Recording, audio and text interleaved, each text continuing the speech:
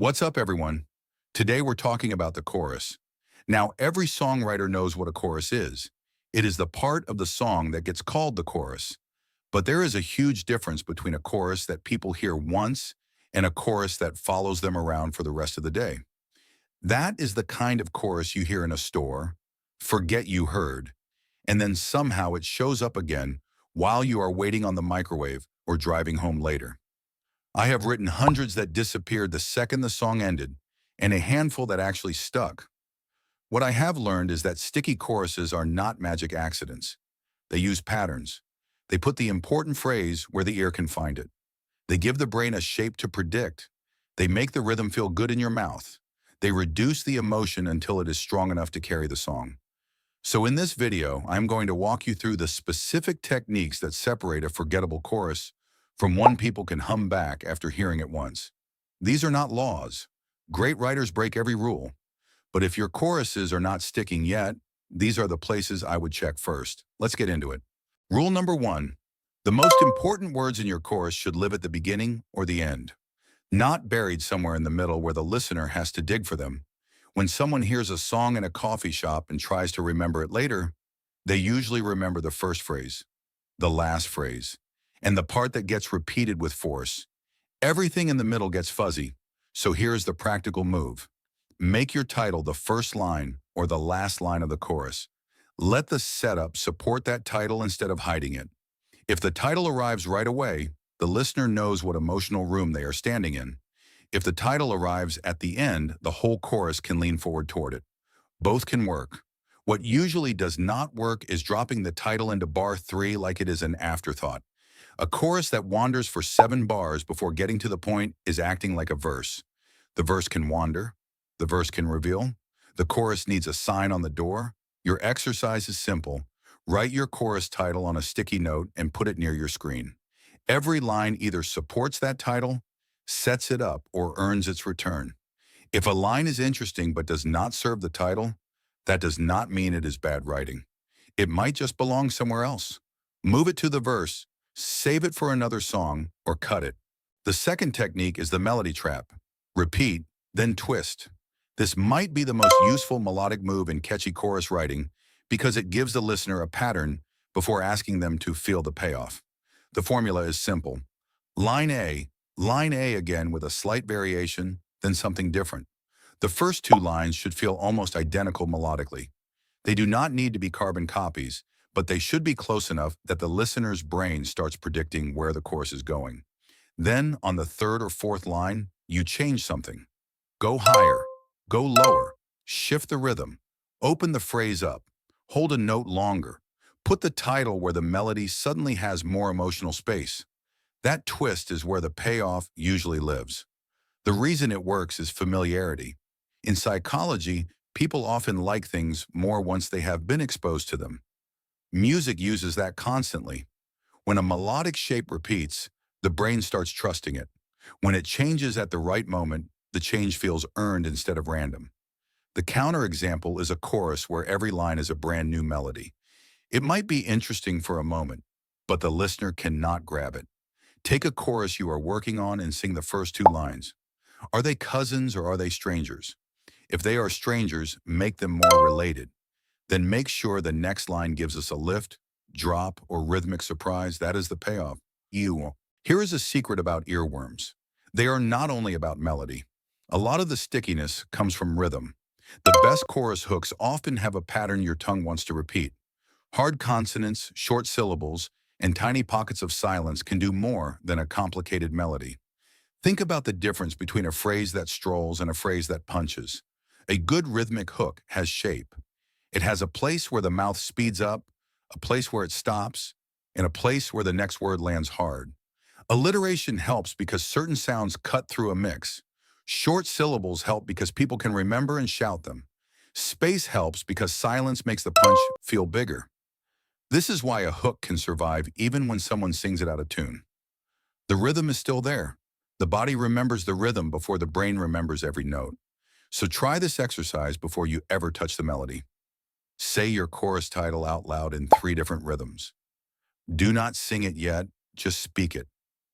Try one version that is smooth, one that is punchy, and one that leaves a gap before the last word.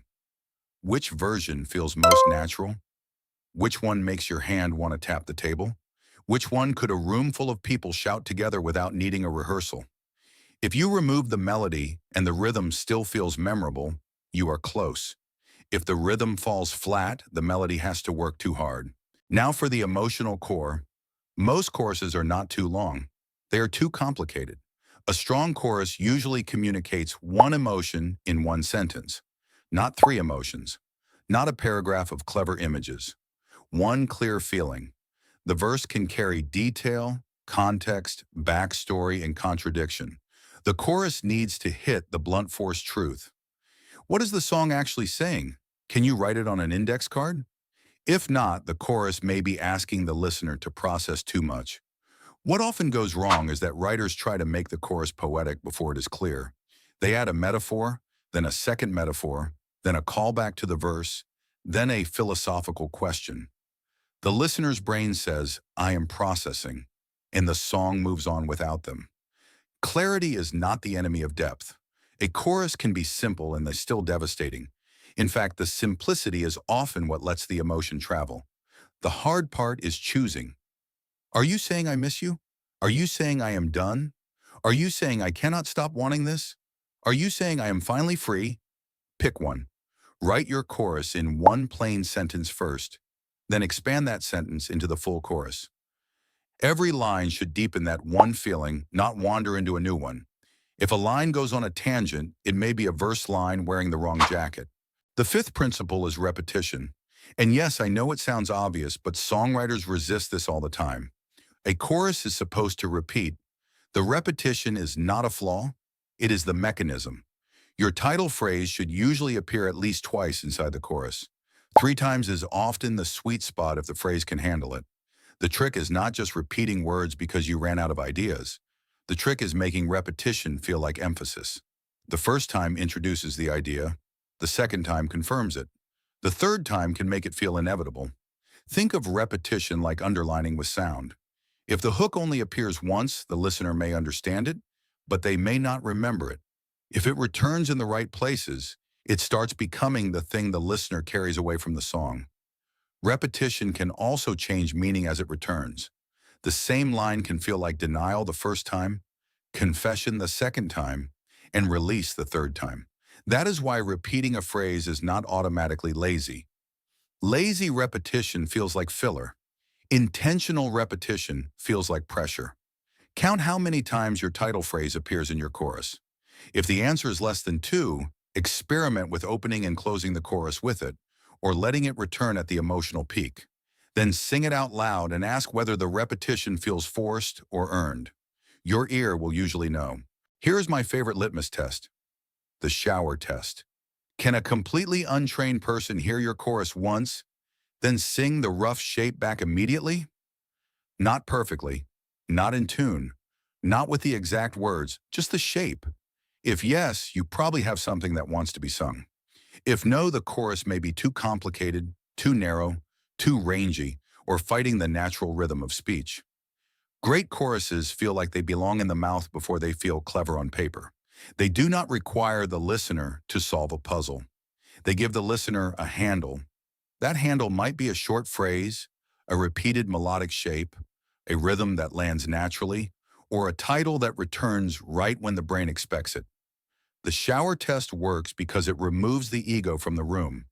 Your friend is not thinking about your chord substitutions or your internal rhyme scheme. They are just trying to remember what the song felt like. Play your chorus for someone who does not make music. Ask them to hum it back right away. Do not correct them. Do not explain the theory. Just listen. If they catch the contour, keep going. If they change one part, pay attention to the part they changed. Their mistake might reveal the simpler version your chorus wanted all along. If they stare at you, that is not failure. That is useful information. So let's recap the 6 principles. Put the title at the beginning or end of the chorus. Repeat the melody, then twist it. Make the rhythm feel good in the mouth. Keep the emotional core to one clear sentence. Repeat the title 2 or 3 times so the listener can hold it. And run the shower test with someone who is not trying to impress you. The important thing is that these principles work together. Title placement gives the listener a target. Melody repetition gives them a shape. The twist gives them a payoff. Rhythm gives the phrase physical memory. Emotional simplicity keeps the chorus from becoming homework. Repetition makes the whole thing stick. The shower test tells you whether all of that actually translated to another human being. Now, yes, there are great songs that break every one of these rules. But if your choruses are not sticking yet, start here. These patterns work because they line up with how people remember sound, language, and feeling. Here's the challenge for this week.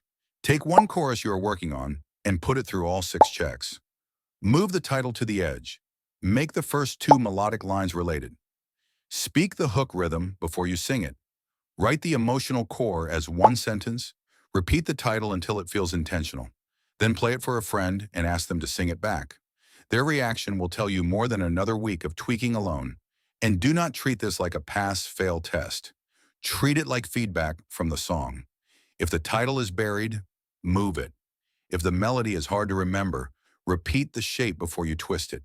If the rhythm feels awkward, speak it until it sits naturally in your mouth.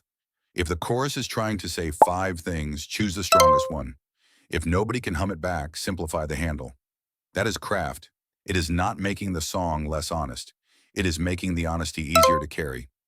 If this helped, keep writing, keep testing, and keep making the chorus easier to remember without making it less true. I will see you in the next one.